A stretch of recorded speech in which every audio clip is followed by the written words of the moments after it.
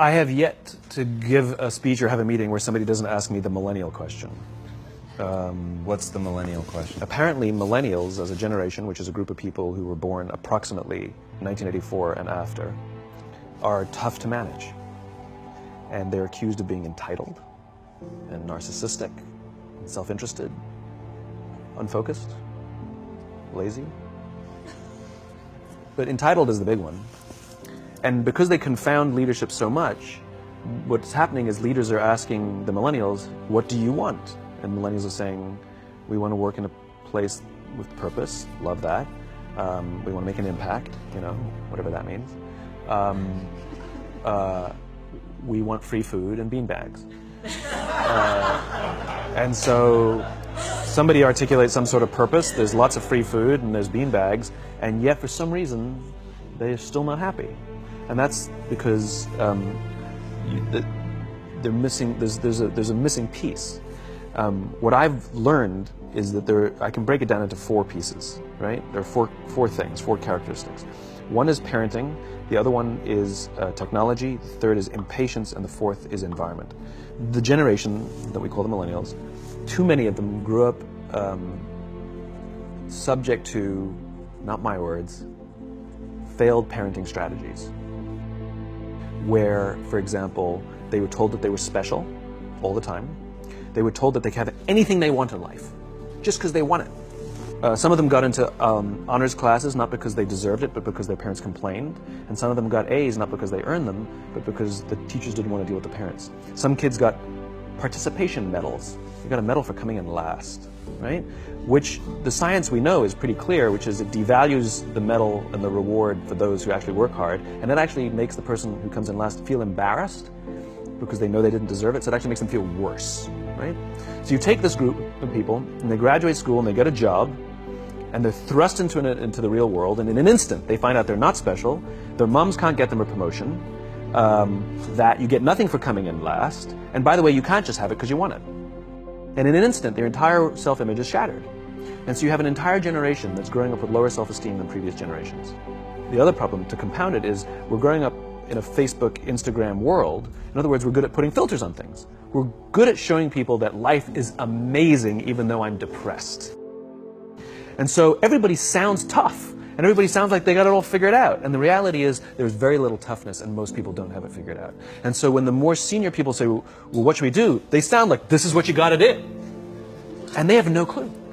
Right? So you have an entire generation growing up with lower self-esteem than previous generations, right? Through no fault of their own. Through no fault of their own, right? They were dealt a bad hand. Now let's add in technology. We know that engagement with social media and our cell phones releases a chemical called dopamine. That's why when you get a text, it feels good. Right? So, you know, we've all had it where you're feeling a little bit down or feeling a bit lonely, and so you send out 10 texts to 10 friends, you know, hi, hi, hi, hi, hi.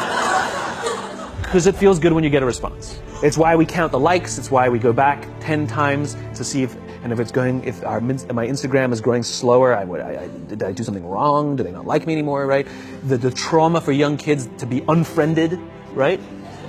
Because we know when you get it, you get a hit of dopamine, which feels good. It's why we like it, it's why we keep going back to it. Dopamine is the exact same chemical that makes us feel good when we smoke, when we drink, and when we gamble. In other words, it's highly, highly addictive, right? We have age restrictions on smoking, gambling, and alcohol, and we have no age restrictions on social media and cell phones, which is the equivalent of opening up the liquor cabinet and saying to our teenagers, hey, by the way, this adolescence thing, if it gets you down... But that's basically what's happening. That's basically what's happening, right? That's basically what happened. You have an entire generation that has access to an addictive, numbing chemical called dopamine through social media and cell phones as they're going through the high stress of adolescence. Why is this important? Almost every alcoholic discovered alcohol when they were teenagers. When we're very, very young, the only approval we need is the approval of our parents. And as we go through adolescence, we make this transition where we now need the approval of our peers. Very frustrating for our parents, very important for us. It allows us to acculturate outside of our immediate families into the broader tribe, right? It's a highly, highly stressful and anxious period of our lives, and we're supposed to learn to rely on our friends. Some people, quite by accident, discover alcohol and numbing effects of dopamine to help them cope with the stresses and anxieties of adolescence. Unfortunately, that becomes hardwired in their brains, and for the rest of their lives, when they suffer significant stress, they will not turn to a person, they will turn to the bottle. Social stress, financial stress, career stress, that's pretty much the primary reasons why an alcoholic drinks, right? What's happening is, because we're allowing unfettered access to these dopamine-producing devices and media, basically it's becoming hardwired, and what we're seeing is, as they grow older, too many kids don't know how to form deep, meaningful relationships. Their words, not mine. They will admit that many of their friendships are superficial. They will admit that their friends, that they don't count on their friends, they don't rely on their friends, they have fun with their friends, but they also know that their friends will cancel on them if something better comes along. Deep, meaningful relationships are not there because they never practice the skill set, and worse, they don't have the coping mechanisms to deal with stress. So when significant stress starts to show up in their lives, they're not turning to a person, they're turning to a device, they're turning to social media, they're turning to these things which offer temporary relief. We know, the science is clear, we know that people who spend more time on Facebook suffer higher rates of depression than people who spend less time on Facebook. These things balanced. Alcohol is not bad, too much alcohol is bad. Gambling is fun, too much gambling is dangerous. There's nothing wrong with social media and cell phones. It's the imbalance. If you're sitting at dinner with your friends and you're texting somebody who's not there, that's a problem. That's an addiction. If you're sitting in a meeting with people you're supposed to be listening to and speaking, and you put your phone on the table, face up or face down, I don't care, that sends a subconscious message to the room that you're just not that important to me right now, right? That's what happens. And the fact that you cannot put it away is because you are addicted, right? If you wake up and you check your phone before you say good morning to your girlfriend, boyfriend, or spouse, you have an addiction. And like all addiction, in time, it'll destroy relationships, it'll cost time, and it'll cost money, and it'll make your life worse. So you have a generation growing up with lower self-esteem that doesn't have the coping mechanisms to deal with stress. Now you add in the sense of impatience. They've grown up in a world of instant gratification.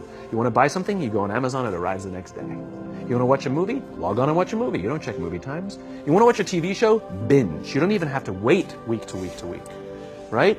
I know people who skip seasons just so they can binge at the end of the season, right? Instant gratification. You want to go on a date? You don't even have to learn how to be like, hey. You don't even have to learn and practice that skill. You don't have to be the uncomfortable one who says yes when you mean no, and says no when you mean no, and yes when you don't have to swipe right. Bang, I'm a stud. Right? You don't have to learn the social coping mechanisms. Everything you want, you can have instantaneously. Everything you want, instant gratification. Except job satisfaction and strength of relationships, there ain't no app for that. They are slow, meandering, uncomfortable, messy processes. And so I keep meeting these wonderful, fantastic, idealistic, hardworking, smart kids. They just graduated school. They're in their entry-level job. I sit down with them and I go, how's it going? They go, I think I'm going to quit. I'm like, why? They're like, I'm not making an impact. I'm like, you've been here 8 months. You know? It's as if they're standing at the foot of a mountain and they have this abstract concept called impact that they want to have in the world, which is the summit. What they don't see is the mountain. I don't care if you go up the mountain quickly or slowly, but there's still a mountain. And so what this young generation needs to learn is patience. That some things that really, really matter, like love, or job fulfillment, joy, love of life, self-confidence, a skill set, any of these things, all of these things take time.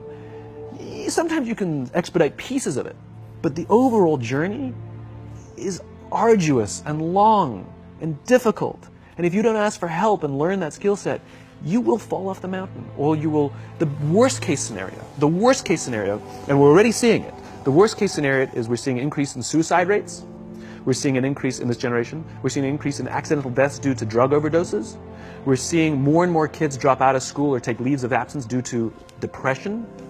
Unheard of. These are all, this is really bad. The best case scenario, those are all bad cases, right?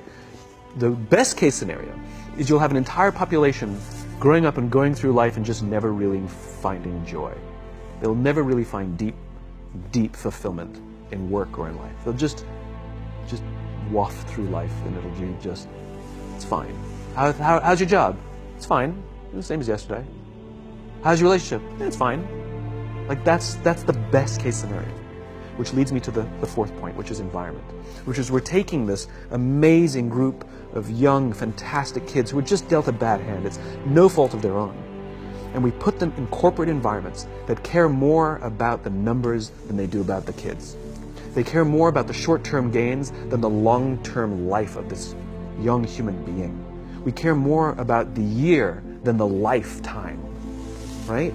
And so we are putting them in corporate environments that aren't helping them build their confidence, that aren't helping them learn the skills of cooperation, that aren't helping them overcome the challenges of a digital world and finding more balance, that isn't helping them overcome the need to have instant gratification and teach them the joys and impact and the fulfillment you get from working hard on something for a long time that cannot be done in a month or even in a year. And so we're thrusting to them in corporate environments, and the worst part about it is they think it's them. They blame themselves. They think it's them who can't deal. And so it makes it all worse. It's not. I'm here to tell them it's not them. It's the corporations, it's the corporate environments, it's the total lack of good leadership in our world today that is making them feel the way they do. They were dealt a bad hand, and I hate to say it, but it's the company's responsibility. Sucks to be you, like we have no choice, right? This is what we got, and I wish that society and their parents did a better job. They didn't. So we're getting them in our companies, and we now have to pick up the slack. We have to work extra hard to figure out the ways that we build their confidence. We have to work extra hard to find ways to teach them the social skills that they're missing out on. There should be no cell phones in conference rooms. None. Zero.